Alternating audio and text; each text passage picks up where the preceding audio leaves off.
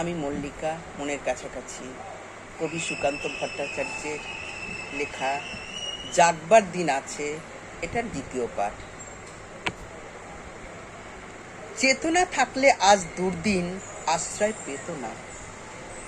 আজকে রঙিন খেলা নিষ্ঠুর হাতে করো বর্জন। আজকে যে প্রয়োজন প্রকৃত দেশপ্রেম অর্জন।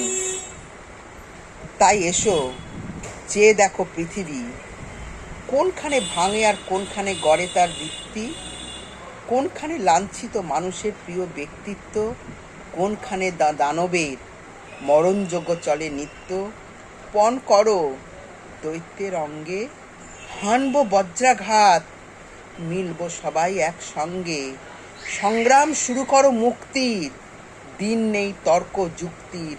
আজকে শপথ করো সকলে, বাঁচাবো আমার দেশ, যাবে না তো শত্রুর দখলে।